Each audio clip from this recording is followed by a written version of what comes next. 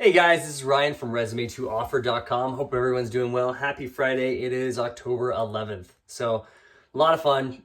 Good way to start the weekend. Just got off work, so I want to give you guys some insight onto the applicant tracking system. Okay. So today we're going to be discussing what it is, some advanced tactics on how you can get over it. This is very, very essential, especially if you're looking for a job right now. It's also good just to know because this is the way things are going in the future right now. It's very high in tech companies. For example, this is used in 40% of tech companies. It is projected to be in 80% over the next 2 years. Fortune 500 companies, 99% of these companies use an AI ATS system. ATS stands for Applicant Tracking System. So we're going to talk a little bit about how to optimize your resume, what it is, how you can get around it, some advanced tactics that I don't think I've shared before. I've kind of had touch points here and there, so this should be really, really good. So let's talk a little bit about this. So what is the applicant tracking system? So the applicant tracking system is like a recruiter's main tool. It's kind of like a CRM. It's a main hub that houses all the resumes, all the jobs, all the contact information, all the metrics that they're tracking right now, the entire funnel of the recruiting process, or talent acquisition process, how they're hiring candidates is stored in one database. This is what an ATS really is. It has everything combined. Now, ATSs aren't new. They've been around for, I want to say, when I started as a recruiter, I want to say like 12 to 15 years ago now, they had a very an ATS. It was a very robust system. What is not what it is now. Now you have AI ATS systems, which are pretty interesting. So this isn't a new thing, but the big difference with the AI system is because of the amount of resumes that, talent acquisition or recruiters get, what this does is it actually simplifies. It creates all those resumes and gives you what's called a shortlist, short stack. So for example, if I post a job, let's say I post a sales job, remote sales job, I posted over the weekend. The majority of resumes that I receive are on Sunday, funny enough for all those recruiters out there.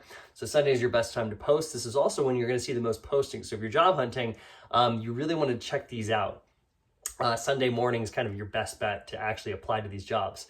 But what happens is I get maybe 1,000 different applications and resumes over the period of a week. What the ATS does is it actually looks for specific key terms in your resume, okay? And we're going to talk about what you need to put on your resume to make sure you get around this. And it takes those 1,000 applications and it shortens it to the top 50, okay? Could be made the top 100 sometimes, but usually it's the top 50. The top 50 resumes that have the highest probability of success within the company.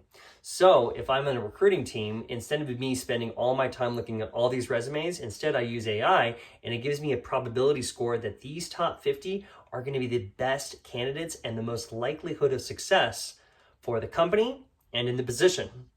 As a recruiter, what I'm looking for is actually a few different things. Obviously, it's fulfillment rate. It's the amount of different jobs we have and not having to fill them over a certain amount of time. It's time to fill, but also retention. I get scored usually on my retention. How I get paid, a commission basis, or how I get promoted within the company usually has to do with retention of the people in these positions. It's not always fill rate. So I am looking for the highest probability that these candidates that I'm putting into the company are going to be the best ones. They're going to have the longest, retention, and they're going to be the most successful and obviously equal the highest amount of revenue in the company. Something to consider. Right now, I'm actually looking at kind of like revenue operations and things like that, different things within the business world. And one of those things is revenue per employee. How much every employee actually generates revenue. So another key statistics that you have to take into consideration. So it's very important that you become one of those top 50. This is kind of where this comes in with the applicant tracking system. Now, one of the key things that I've seen a lot of career coaches not touch on is how do we take those 50 candidates and make you into the top 20? Because that's actually where it really matters. For example, 1,000 applications, AI ATS is going to scan them. It's going to give me the top 50. Then I look at them. That's where also, how do you go from the top 50 to the top 20? Because the top 20 is the one I'm going to phone call and start the interview process. Okay. So this is very important that you need to kind of know what's kind of coming down the track. So First off, I'm going to just a word of warning. You have to be very aware. There's a lot of other databases out there, job scanners, where you can put up your resume, have it scan it, and it gives you a report. Word of warning on this. Those usual job scanners are geared to making money. So no matter what you do, sometimes they give you a bad report. And I actually cross-referenced this with a friend of mine. He has an AI ATS system. I sent him like, here, I'm going to send you this one that ranked extremely high in sales. Sent it to him. It was a 96th percentile in the AI ATS. And then we went over to one of the job scanners and it gave like a C minus. So we're like, okay, how does that make any sense? And a lot of it's because what they do is they scan your resume. It says, oh, you're missing all these things. They never give you a good score because they want you to buy their product. So just be aware of that when you're looking at kind of those automatic, you just upload your resume. They always give you a bad score, okay? Because they want you to buy the product. So just be aware of that. So what are some things that you can do to beat the ATS? So number one, keywords. You have to look at certain keywords that are prevalent. I would recommend that if you look at people's LinkedIn profiles of the job that you're trying to get into, as well as the job description, there's going to be, you can do an easy word count. You can look at word count. There's different apps that basically take, entire databases. You put them into the database and it gives you, okay, this word, I think it's like word bubble or something. This word comes up 100 times. That's a good starting point. There's certain key terms that you have to make sure that you're putting into your resume. Some of the common ones that you want to make sure is the job title, but also the acronyms used in the job title. So for example, a lot of tech salespeople watch this channel. Sales development representative, you want to have that on your resume, but more importantly, you want the acronym SDR. So titles and the acronyms behind them are very essential. The other thing is actually how you save the file. Okay, sometimes the ATS actually looks at how you save the file. So for example, if I put my name.sales.2024, that's going to rank a lot higher than other people's. So the way you save the file, there's a lot of debate if you should do Word or PDF. Overall, it doesn't really matter. You don't want to have a very creative, like, those ones that are for like user interface, or people who are artists, they have a portfolio, they have a very artistic resume. That one actually definitely, you don't want that for when you're gearing up for ATSs. So keywords, you want to make sure you're speaking the same vocabulary. You want to find the top 10 vocabulary used in the industry and the position you're applying to, and you want to weave that into your resume. Very, very important. You want to make sure you understand the tools that are used in the different resumes. Okay, if you're in sales, for example, you're looking at LinkedIn Sales Navigator, you're looking at a CRM.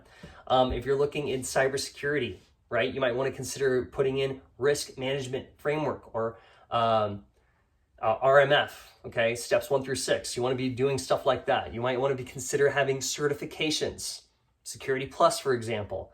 So we look at your title, the acronym, top 10 keywords that are used in your industry, and especially in the position that you're looking at, tools, okay, education, certifications. They also look up the length of time. So if you post the date of when you graduated, it's a pretty easy bet they know exactly your age range. It is kind of illegal to ask what your age is. It's ageism. However, the ATS definitely puts that into consideration and puts you into a category of demographics. And I'll get to that in a second. They look at behavior insights. What words do you use in your resume? Are there anything that describe you personality-wise? What type of personality you have? So they look at behavior insights. Another big one, spelling. Spelling and grammar. Yes, you want to make sure that you're spelling your resume correctly. I can't tell you how many times I've pulled up somebody's resume and there's spelling errors and there's grammar errors. You want to make sure that you definitely have these down. It's very, very easy. Use a spell check, please, for the love of God, because if you don't, it's going to de-rank you. Your resume doesn't have to be perfect, but it has to be really good. You want to definitely make sure that it's an 80% or 90% match to what they're looking for, the recruiter and hiring manager. So very, very essential. So we talked about that. Okay, so certifications, job titles, education, tools, keywords, grammar, behavior insights, spelling errors, okay? Title of the resume. All right, so let's talk about some of the advanced tactics. Okay, advanced tactics. When you're in sales, you're taught that you have a customer persona.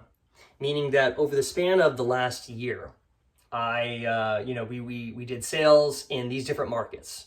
And because of that, right, now I have what's called a customer persona, or an ideal company persona, right? Or ideal company profile, ICP.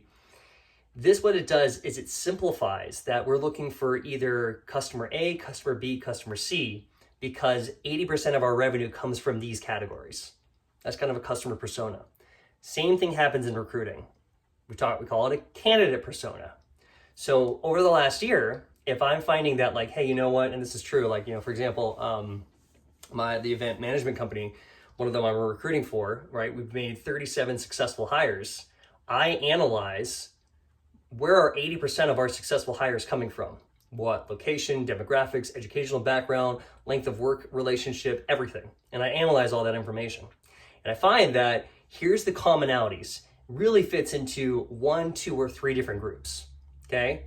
Then I plug that into the ATS.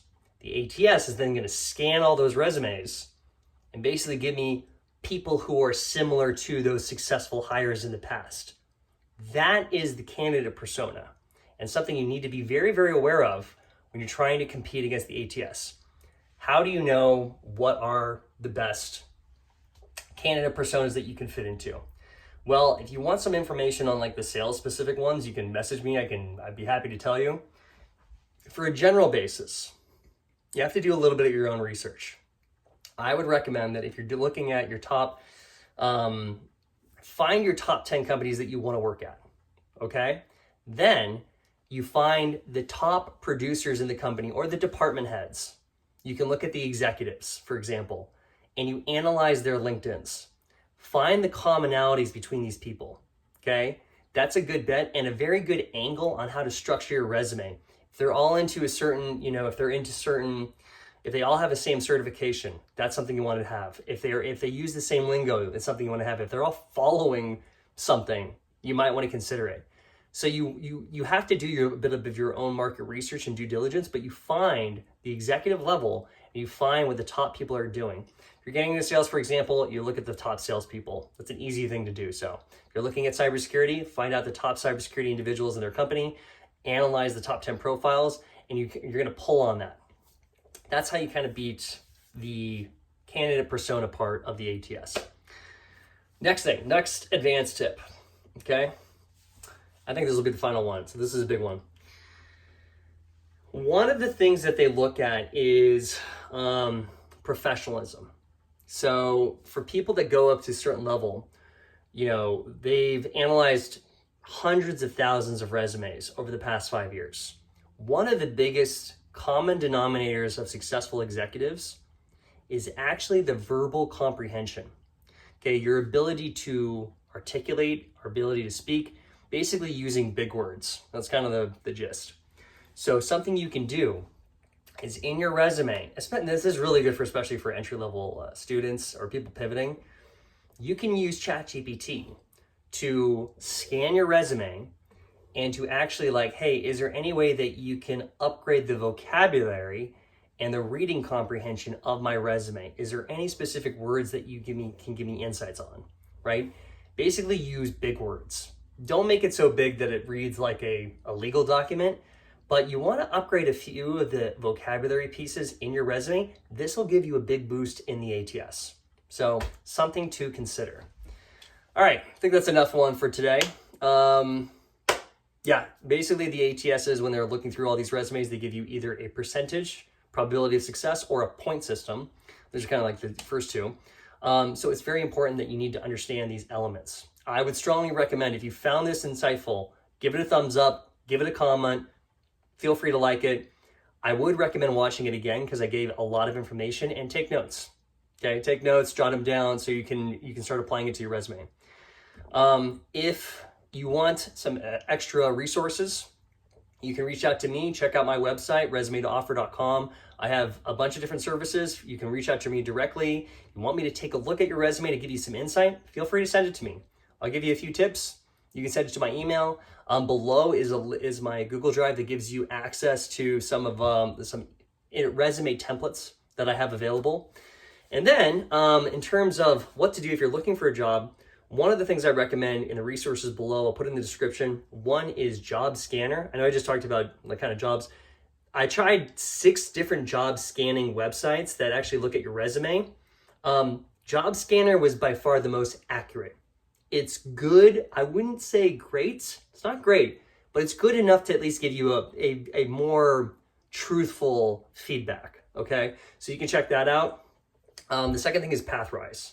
I think that this is a really good resource where you get free information. They do more consulting for you. It's completely free. You only pay if you get the job, and they help you get the job with kind of their job market, and they have specific tools.